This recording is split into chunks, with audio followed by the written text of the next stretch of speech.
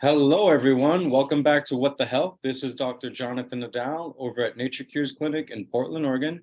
And we have a very special guest here today. It's going to be some interesting talk on light, a little bit of biophysics, I imagine, and a whole lot of just new approaches on how you may be thinking of blue light and anything related. So we have here Daniel Ebbetts. Please take the floor. Go ahead. Hey, Jonathan. Yeah, nice to be here, and yeah, really keen to share some knowledge on all topics of light and how it affects our health. Yeah, it's a lot. I mean, I feel like especially the last few years, people becoming a lot more aware of like EMFs and all the towers and good light, bad light, what is it? Even on our own front, like some of these laser therapies that we're getting into. There's a lot of moving parts and it's going fast. So it's excellent to have someone like you to shed some light on the matter, right? No pun intended. Yeah. um, yeah. Well, it's interesting because light is very powerful in the biological effects it can have on our body. So that good and bad. That's the thing. So you've got certain ways that it can harm our health, and there's certain ways with therapies that it can actually provide benefits to our health. So yeah, it's an interesting topic, and it's a lot of people are not aware of how it can be beneficial and how it can be harmful. So yeah, I really like to dive into all that and really explain how it does affect us. Absolutely. Yeah. I mean, but before we get to the fun science stuff, how about you give us a little bit about your story, like kind of what brought you here, what inspired you to get into this? Yeah. So for me, it's been a bit of a journey. It started about 8 years ago, and so I've always kind of been into health and wellness and getting the most out of my physical and mental performance. And I started my career in IT. That's what I trained and studied at university. And what happened at the start of that is you I significantly changed the environment that I work in. So I was quite used to just being outdoors quite a lot and um, not being in an office or being on screens all day. And that very quickly transformed to working in an office under fluorescent lighting all day on multiple screens around me. And then I'd actually go from the office and then go straight into the gym, at 6 p.m. at night, and then train and then come home and then work on a screen again. So I was literally bouncing around just all these artificial light environments and not getting any natural light or any light, any of that sort of light exposure we should be getting at all. And very quickly my health took a turn, and I got quite severe insomnia Mm. and a lot of migraines and headaches during the day as well. And the issue was that over time, that really started to impact other aspects of my health as well. My hormonal health really started to take a dive, and my energy levels, and it was quite a downward spiral from there. And back then, I had no idea about light at all or how it affected us. And it was quite frustrating because I felt like I was doing everything right to be healthy, right? But I was like I was becoming completely the opposite. So I went down what most people would do, and I went to my GP, and I said I'm having all these health problems and I can't sleep. And unfortunately, they just prescribed a whole cocktail of different off-label prescription drugs. We're talking antipsychotics, antidepressants. Oh, I don't even know what some of these things were, but essentially what they were trying to do is like tranquilize me, so I could sleep, right? And unfortunately, tranquilizing someone and making them pass out versus getting restorative sleep, they're very, very different things. And ultimately, that made me feel a hell of a lot worse because it just tanked not only how I felt during the day, I felt tranquilized during the day as well. And it just even made the thing made it spiral down even worse. And so I got to the point when one day I was just like, you know what, like I'm going to fire my GP here, and you know, what I do in my job is problem solve, right? So I'm going to problem solve this and work out what's gone on here from being like someone who's like fit, healthy. I'm competing at the elite level in powerlifting in Australia at the start of this, and by the end of it, I wasn't even in the gym, sort of thing. So I just really took a step back and was like, well, what changed when all this started to happen? And I was just like, well, yeah, like I've gone to working in this office all day, and then part of the job is working at 11 p.m. at night and doing changes out of hours on screens. And so I just thought I just started like trawling a bit of the internet and searching, and then I stumbled across a neurosurgeon in the US called Dr. Jack Cruz, um, and this was 8 years ago, and I'd never heard of the guy, and he had some really interesting concepts on light and certainly and how it interacts and interfaces in with all of our biological systems. And I found it really fascinating, and I just took a huge deep dive into it. And a lot of his work is very complex, and the average I really struggled to understand it. And so I continued to listen again. He had some talks on YouTube where he's trying to break things down. So I really tried to understand it all. And what I came away from that was like light is so powerful. And there's a huge quote that stuck with me this whole time. It was like, health is about light, not food.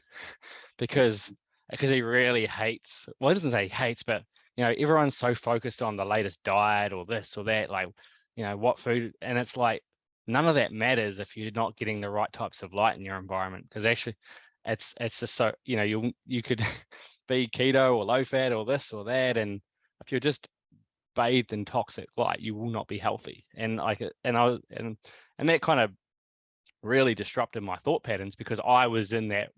I was like, oh, I'm not doing dieting enough. Like I'm not doing this. I'm not, I was like, but it's like more of the same thing wasn't fixing me, right? So I was like really open to this. And so what I actually ended up doing was like, okay, I kind of understand that potentially I'm getting way too much of artificial light exposure and not enough natural light exposure. So what I did is just an experiment, is I ordered a set of like these big welding safety glasses off Mhm. Amazon.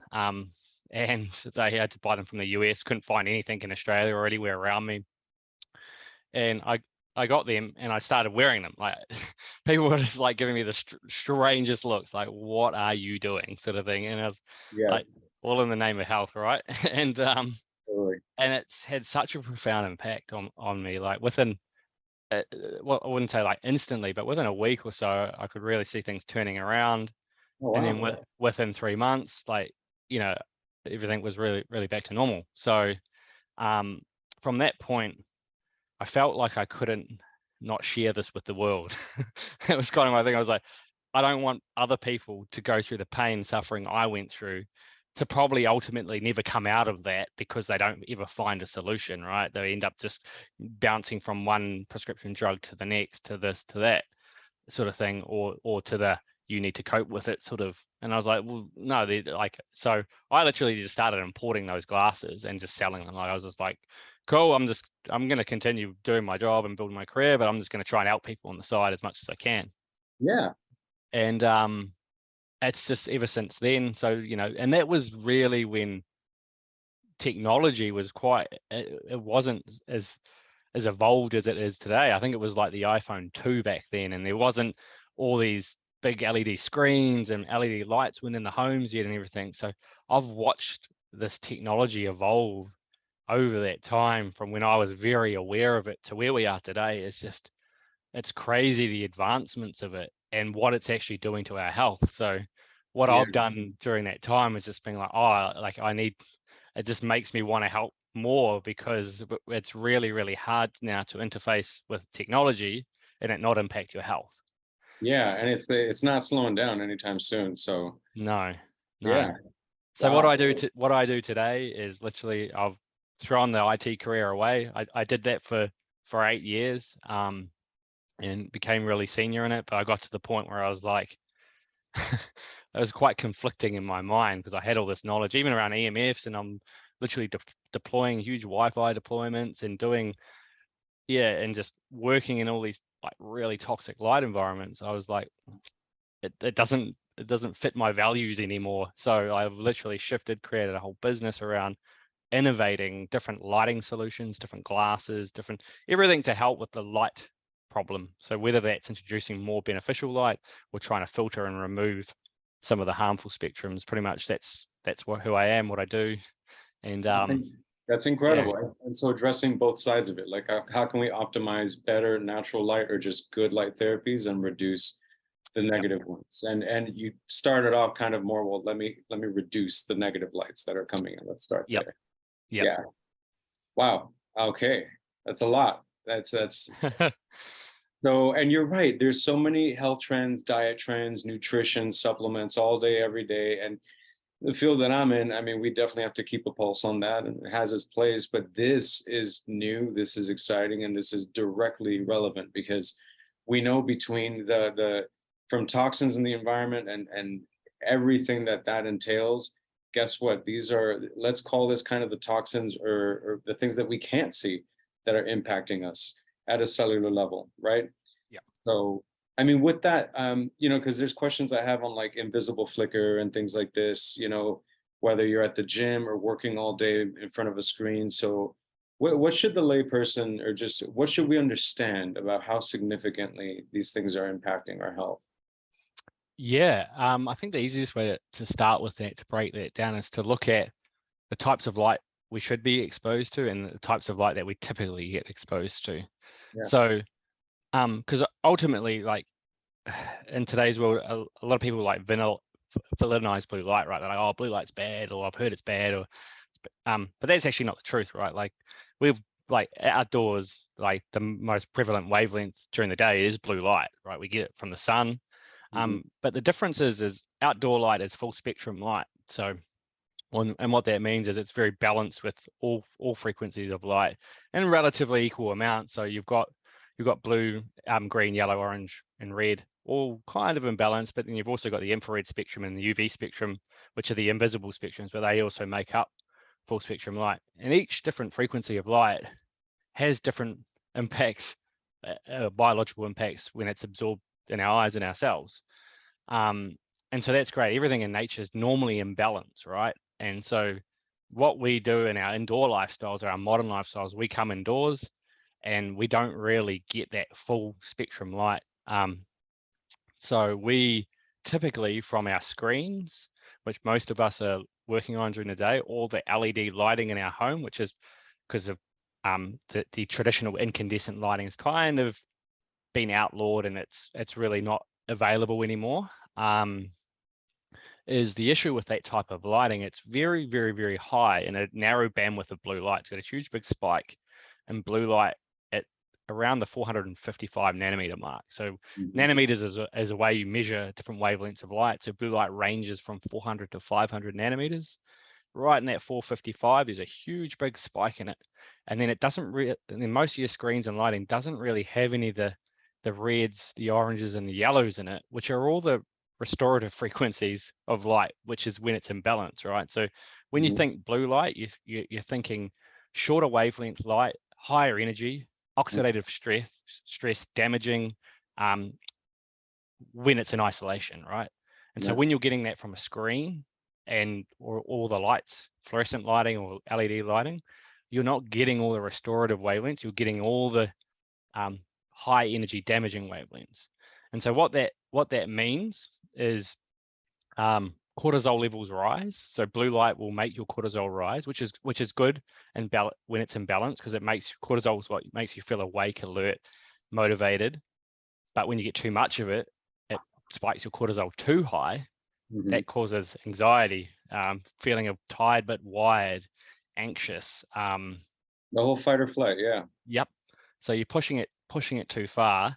And then what that's doing into the eyes specifically is it's causing damage into the retina. So eye strain, headaches, eventually macular degeneration are caused by too much artificial blue light, Mhm. not enough full spectrum light. Um, so that's one of the biggest differences between nature versus indoor lifestyles. And this is really only talking about during the daytime, right? And the nighttime is a whole different problem.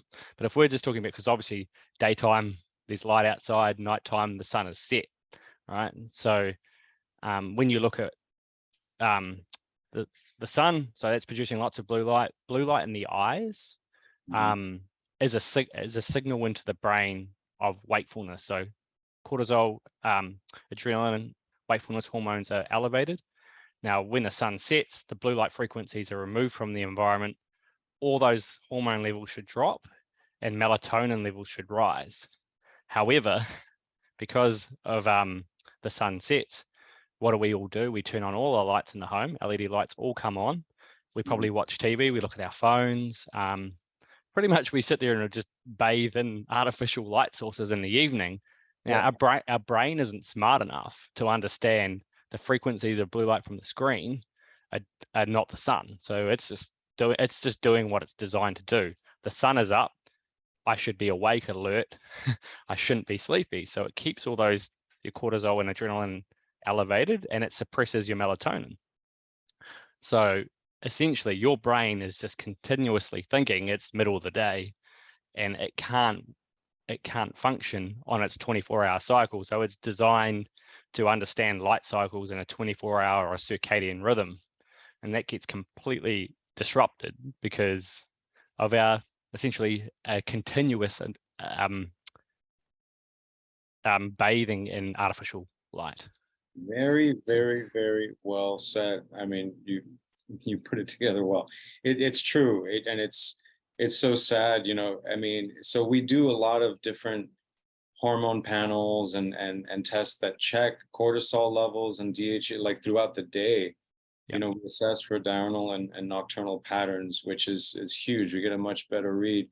And you're absolutely right. I mean, there's a lot of people's cortisol, rather than having this beautiful rhythm where in the morning it's in a healthy way, nice and high, and then it kind of tapers off throughout the day. No. If Yep. anything, it's flipped. You know, it's low, it's tanked in the morning because in the evening it's super high. And of course, indirectly, that's going to interfere with melatonin. But when cortisol is dysregulated, we know it leads to blood sugar issues, you know, increased pain and inflammation. You even mentioned the age-related macular degeneration with, like, that's one of the leading causes of blindness in the aging population too. So there's a whole, so many issues with this, and yet we're just constantly surrounded in it. Not enough people are talking about it. Yeah. So I love how you brought out the blood sugar issue, because that's like a big one. It's like the link between blue light exposure and obesity, right? Like there is a link, and people are just like, that's crazy. What are you talking about? Like, and it's there, right? It's like if you understand the pathways of how cortisol is affecting your blood sugar and how blue light's affecting your cortisol, there you go. And it's like you can kind of like make these links everywhere. It's like, so like another one is like blue light exposure and cancer, right? So blue light exposure at night lowers your melatonin significantly. So your melatonin will be suppressed by as little as 80% from blue light exposure in the evening.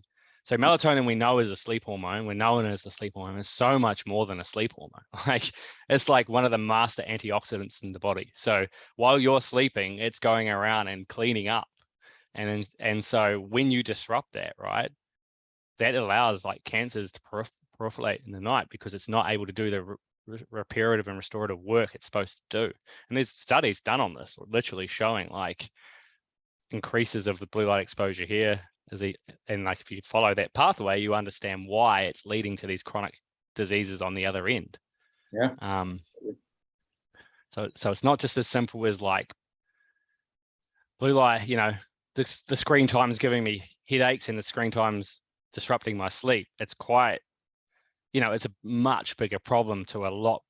And I'm not saying it's the only thing causing these diseases, but it's a big piece of the puzzle to unlock that, hey, if we're doing all these other interventions to help potentially solve all these other chronic health conditions, but we're not looking at our light exposure, yeah, it's going to be a very big uphill battle to get to a state of health again. Definitely. And then, so that being said, though, we've mentioned a few, but like even just some common sources of blue light that we're exposed to every day, like you mentioned, like TVs, phones, computers. You know, what can we do about it? You know, I know that I've bought some little screens to put on the computer before. There are some glasses, I feel like they're probably not as good as some of the ones that you've described before. But what can we do about it? If I have to work with a computer, you know, like Yeah. Yeah, so that's what I'm big on, is like, first of all, understanding the science and then developing the products to align with the science to essentially bring ourselves into a state of more optimal or more natural light. So, and like the issue is like, yeah, our modern lifestyles doesn't, like, the ultimate thing is like, oh, just go live outside, right? Don't ever like, but like, it's just not practical in today's world. And some people were like saying that, I'm like, that is not going to work. Like, we all have to have jobs. A lot of those jobs are on screens. A lot of those jobs are in offices where we can't even control the types of lights. Mhm. So the first thing is, yeah, is especially on screens, there's a couple of things to do on your screen. So one is a really good set of glasses, but when we're looking for a set of blue light glasses, it comes down to they're not all created equal. And I'm not saying we're the only ones that create them. There are certainly other, but there's some key things to look at when you're trying to get a pair. If we're talking particularly around the daytime and working. So what the goal is with a set of glasses during the daytime is to reduce the blue light exposure down, not eliminate it, because if you eliminate it during the daytime, no blue light coming into your eyes would tell your brain it's nighttime. So then you've completely flipped your circadian rhythm. It's just a complete mess now. It's like, well, hold on a minute. It was like midday and now it's nighttime. So Mhm. now it would start to lower your cortisol, increase your melatonin. You would feel pretty tired, unmotivated in the middle of the day. So you don't want to wear a set of like 100% blockers during the day. What you want is a pair that will filter down the frequencies of blue light that are too high and just bring them down to a more natural level. And so when we look at what I alluded to earlier, when you look at it, the frequency output from a screen, there's only a very short bandwidth of blue light at 455 nanometers and a little bit either side. So you're looking for a pair of glasses that will reduce that spike down. The issue within the industry is that there's a lot of glasses that they're cheap. They're on Amazon, they're $20, $30, or it could even be more, but there's a lot of these cheap ones.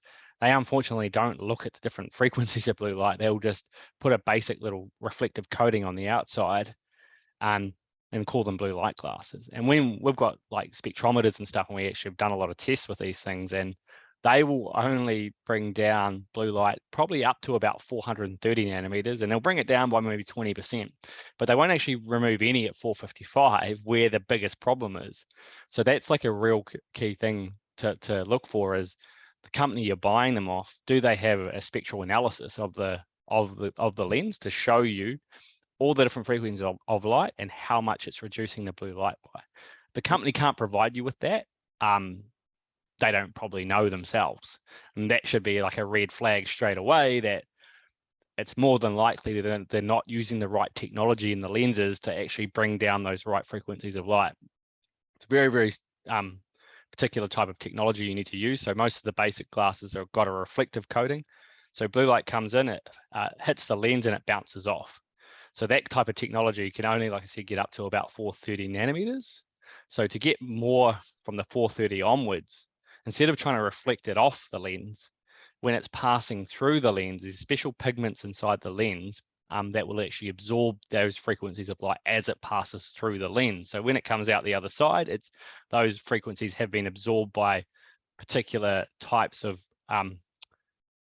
pigments inside the lens, special pigments. So that's actually a completely different technology, and that's what you're kind of looking out for to help during the daytime. So it can be a little bit tricky, and it can be a bit of the wild west out there when you're trying to find a pair. But yeah, that's one of the easiest ways. You just ask for a spectral analysis from the company. Can they give it? And if it's yes, well, then you actually need to look at it and see how much it's filtering at about 450. If it's around 50%, that's a really good product. You can't unfortunately filter more than 50% without the lens altering color. So you can go further down. You can get right up to 70%, but then the lens color turns like a yellow, which is fine. You can wear that during the day as well, a yellow lens. But yeah, those are the kind of things you're wanting to look out for. So that's the first thing you can do, is get a really, really good set of glasses, ask those questions from the company, making sure that you can kind of evaluate and making sure it's actually reducing the right frequencies of blue light that we've been exposed to through lights and screens and devices. The next thing you can do, and this is actually a free thing you can do, is on your computer, you can install a piece of software called there's one free one called Flux or f.lux. And you can install that piece of software on the computer, and what that does is it will reduce the blue light exposure down. and you can allow it to then change the amount of blue light based on the time of the day. It's a great tool. The issue with that is it certainly helps, but it's got its shortfalls. So we've done a bit of a research and looking at how that technology works. Is unfortunately, like, you're trying to solve a hardware problem with a piece of software. So I've got an IT background, and I'm trying to understand like how we're solving the issue of the screens with a piece of software, and ultimately it alters it, but LEDs themselves will still produce like what they call like LED bleed. So it still actually produces a bit of blue light that comes through it, and it's not able to be accurately controlled through that piece of software. So I always run it, like I love running it, but I also use the glasses because I kind of have insurances based on, I know these glasses are made to these exact specifications to reduce blue light by this exact amount. But I'd always run the piece of software as well, because it's a great way if you didn't have your glasses with you, or you just want another layer of protection as well. The glasses will always be needed because of the overhead lighting in the office or at home. That's very difficult to control. We can talk about lighting as well. Like that is a piece we do have a whole piece of lighting solutions that we do to change out the lights in your home as well. We kind of had a bit of a light bulb moment a few years into it, right? Where we were producing the glasses, and I sort of thought to myself, was like, it kind of seems like a bit of a band-aid to a bigger problem. I'm like, we're putting on these glasses to filter out all this harmful light. I was like, what happens if there was no harmful light to filter out? Like, how about we stop it at the source, right? And so the screens is a bigger problem that we're not going to start manufacturing computer screens or anything like that. But we looked at the biggest exposure most people get isn't screens, it's all the lights in their home. If you think about how many lights you have in your home, and when you turn them on, there's a lot of lights, right? No one lives in the dark. They all turn all these lights on. So we thought, how can we produce lights that aren't harmful to us? And so that's another big area where you'll still need the glasses for the screens, but when you're not on the screens, and if you can have all the lights in your house that are producing beneficial frequencies to you, then it's a long way there to solving a big piece of the light equation. Well, that sounds promising. Good. I mean, I know there's a lot of excitement with like, I guess Google and lights, and like how you can just voice command change the colors and make it even pulse to music that you're playing. So that's this whole other thing. I mean, do you see yourself kind of merging or like being able to modify that? Is this something that we can go in and actually change what those lights are doing, or this has to be its own separate thing that you guys provide? So the issue I've got, obviously some mainstream lighting companies have some kind of solution similar to what you said, Google controlling your lights, colors, all that. The problem with them is they're not creating them for health. They're not health companies, and they don't care about your health, Right. unfortunately. So, and there's a lot of problems with those types of lights. So for example, the Philips Hue is one that's kind of mainstream, very expensive, but and nowhere on their packaging or advertise or anything does it talk about how it's better for your health. It's like better for creating a different mood in your home, or doing this or doing that, or being able to control it from your smartphone, but none of it's to do with your health. And so we've looked at them, and there's so many problems with them when people actually are investing in them because they think they're healthier lighting. So the issue with them is a lot of them are smart controlled.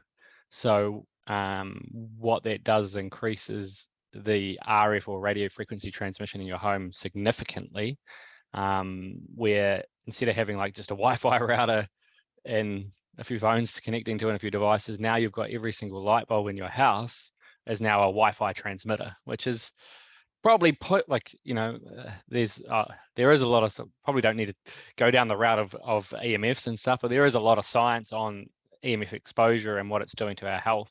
This is amplifying it significantly just through your light bulbs. So that's one thing. The next thing with them is, unfortunately, like a red light or an amber light or a colored light doesn't necessarily mean it has blue light removed. So you can create red light with blue in it, or you can create pure red light with no blue light in it and just red light in it. So these lighting technologies like that, they are not eliminating certain frequencies of light. They're just making a colored light you see. So when you actually look at the output of the different wavelengths, it has still the wakefulness, blue and green and other frequencies in it. Instead, so like when the lighting's designed for health in the evening, if it's an orange light or a red light, it's pure orange or it's pure red, and it's based on not just trying to create a different mood or an ambient look to the light. So that's one thing. The next thing is, which you touched on, or you said we could talk about, which was like the invisible flicker. So flicker is in most LED lighting, including Philips Hue and most of them out there. And this comes down to a case of if you can't see it, it's it's not there, sort of thing. And like that's kind of the approach a lot of lighting manufacturers have taken with lighting. They don't produce their lighting to remove flicker. So what flicker is it's the light turning off and on very, very quickly. So LED lighting is a digital light source. So it's either receiving power and it's on, or it's not receiving it and it's off. And so the power coming into our homes is a pulsing current. So it's AC, or alternating current. And so it's pulsing at 100 times a second. So your light turns on and off 100 times a second. Now, this didn't used to be a problem with the older style heat source lighting like incandescent or halogen, because that was a filament that was being heated up and producing the light source. So the pulsing electricity coming in and out, the whole filament can't completely cool down and turn off within that time. So it kind of was somewhat immune to the flicker problem. Now, when we brought in LEDs, the digital light source, it's turning off and on, off and on, off and on. What that's doing is that your eyes can't see it, but your brain is sitting there trying to process a flickering light source on and off. And that's just, it's overworking the brain and essentially causing neurological stress on the brain. And what that shows and is headaches, eye strain, just feeling tired, exhausted, overworked. And so they're very similar symptoms to overexposure to blue light as well. So you combine them, it's like they both working together to produce these really bad symptoms, right? So you could have a perfect light source that has no blue light in it, but has the flicker still, and you're probably still going to get eye strains and headaches. An easy way to you can kind of see flicker. It's not a foolproof way, but if you grab a smartphone and you turn it onto the slow motion camera and you film an LED light and then play the slow motion back, you'll normally see it doing a flicker. And some people will normally see it when someone's filming with a camera and then the screen's in the distance and you see the screen kind of doing a weird thing on the camera. Well, that's the camera being able to pick up the flicker that your eyes can't see. Now, it is possible to produce LED lights without flicker, but it costs a lot more money. So, and this is what I mean when I say they don't have your health in mind, because you can't see it. So that a manufacturer of lighting is like, well, the flicker's there, but no one can see it, so it's not a problem, and we're not going to look into the health effects of it. That's not what we do. So they're just looking at how they can manufacture the lights as cheap as possible to make more profit. But ultimately, to produce something that's flicker free, which is exactly what we do, you need to use very special internal componentry inside it, which will take the alternating pulsing current and convert it into a DC or direct current. So the actual light source is just getting a constant stream of electricity to supply to the diodes that light up. And so that's what we do. So we produce flicker-free lighting and then we also look at the frequency output of it as well. And then we also make sure we don't introduce additional EMFs into it.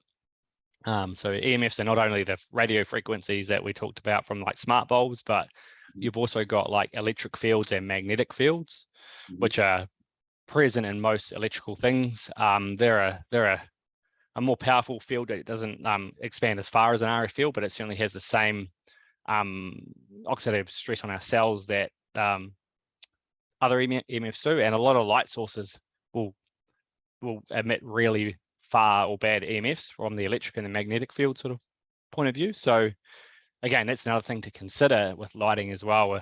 and it's a little bit harder to measure. Like you probably need to have it like a building biologist who comes in and does home assessments and looks at all that stuff, but they will now start looking at your lighting and looking at the types of fields that are being emitted from them as well. So that's just another element of the healthy light source puzzle that we look at as well, and just make sure we've covered off the spectrum of it, and the blue light emissions, the flicker, and then the EMF. So those are like the three elements to look for in a healthy light source. That's huge. That's huge. Yeah. And it begs to what, like, why?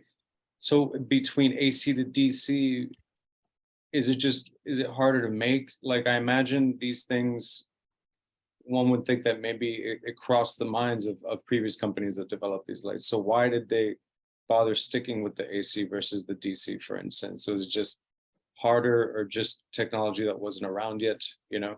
Right. So I'm not an electrical engineer, but I've got a basic understanding of that. So AC current is like mains power, the main power that comes in your house. And I believe the reason is AC is it allows it to travel further on the line, right? So because it's got to come from the power station to your home, and they pulse it down the line.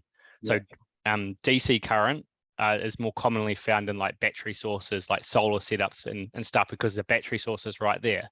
Yeah. Now, so light bulb manufacturers will go, well, it's AC current in the home, so we're just going to create the lights to be running on that type of power. We're going to make it completely compatible with that. So what we're doing instead is going, well, we don't want AC current, so we need to convert it inside the bulb into DC current for the light source itself. So it's, yeah, like I said, the light bulb manufacturers are just playing off exactly based on what they're being supplied. They don't care about or really have looked into what that flickering means in terms of how it's impacting our health. And I guess, like, I'm sure it'd be a problem if you could physically literally see the light strobing, then that would be a problem that they would resolve and essentially do the same thing we're doing, which would then cost them more. But again, you can't see it, it doesn't exist. So let's just move on. That's kind of, I think, Yeah. Because it makes you think of, like, even, I mean, I could think a couple of days ago, like an old light bulb, like, just starting to flicker, and it's very annoying, right? Like once it starts. But if that's going on, 100 times a second, and it's the opposite. It's not like a blatant thing that you can see and it's annoying, it's more at a micro nanosecond speed, and it is frying your brain essentially. Then, I mean, yeah, I just sign me up. I don't want any more AC lights. It just sounds horrible. Yeah. Yeah. And so it comes down to, like, again, like, what do we get in nature from light? We never get, there's no such thing as flickering light in nature. The sun is a direct current light source. It's constantly burning and producing light. So again, flickering light is completely unnatural for us to be exposed to. Yeah. Most things that are unnatural in a way will cause stress on the brain. Yeah. That's a pretty good general statement overall. Yeah. But then, so as far as apps and devices, I just want some of our patients to, like, have things. So the F.dot looks solid. I've even changed, my email and a lot of the screens, so it's like the difference. So it's like a black background and like white letters and things. Yeah, like dark mode. It helps a little bit, not much, unfortunately. It's good. Flux is good. There's another piece of software called Iris Tech. So Iris Tech is a little bit better than Flux. It costs a little bit of money, might be like $5 or $10, but it's worth it. So they interface a little bit more into the hardware, and they can actually help a little bit with the flicker as well. So they can help the screens, not eliminate it, but I know the guy who creates it, he's very, very technically minded and health minded, and he's worked out a way that it can actually help change the frequency of the flicker in the screen. So if someone, is wanting to go from the free flux to something a bit better, it's Iris Tech is the piece of software for the computer. Okay, neat. I mean, and then based on everything we've talked about, and we've already talked, I guess, about some actionable steps, but just some take home messages from you. I mean, I see beautiful natural lighting in your home. I feel, because I do have a lot of not natural lighting coming in here, but that's going to change as soon as we're off this. But yeah, just some actionable steps, even just to get more information on you and your company and like what sort of products are available out there on the market, where to get them, and even just day-to-day things that we can do. Yeah, yeah. I'll start with some actual steps, and the first one is one of the biggest ones, and it's free, which is great. It's get outside in the morning. So like when you get up, get outside and get some natural light exposure. What that does is it actually starts to anchor your circadian rhythm. It tells your brain it's daytime. It will tell your brain to start releasing that cortisol to wake you up. A lot of us feel real tired and drowsy in the morning and want and run for the cup of coffee. Just get outside, get that light exposure. It's going to wake you up. It's going to help, first of all, kickstart that circadian rhythm. And then the next thing is during the day, just trying to get regular breaks and get outside. And because what you're wanting is you're wanting to get as much full spectrum light exposure. It's got all the infrared spectrum in there as well. What that does is that increases your dopamine and your serotonin levels, which are neurotransmitters in your brain. They heavily regulate your energy levels and your mood, which is very, very important, and that's heavily governed through natural light exposure. But what that also does is when you increase your serotonin levels, is serotonin is what actually converts into melatonin at nighttime in the absence of blue light. So you can be doing everything perfect at night. You could block all the blue light at night and have all the lights and the glasses and do everything perfect. But if you actually don't have very good serotonin levels, well, there's no raw material to then actually convert into melatonin. So you'll still have terrible sleep. So you've got to do them. It's twofold. It's ensuring you're maintaining healthy levels of serotonin, which you do through natural light exposure during the day, and ultimately will lead to, when you block the blue light at night, allow you to convert that into having healthy or high levels of melatonin. So that's another important thing. So just getting outside during the day. I'm not talking like going and staying outside for hours on end, because that's not practical. It's about, just going out for morning tea, having it outside. Even if it's raining, it doesn't matter. Like it doesn't have to be a sunny day. Just getting outside, that all those frequencies still exist in the environment.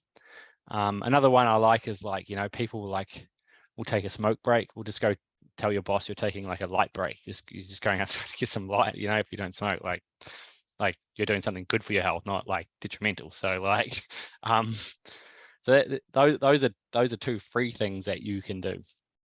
From there, yeah, it's about like now looking at other tools and things we can bring into to help assist things further. So, and that's kind of where we come in. So our website, blockbluelight.com, we've got a whole host of different products, different glasses to wear during the daytime, to different glasses to wear at nighttime to completely eliminate it and help with sleep.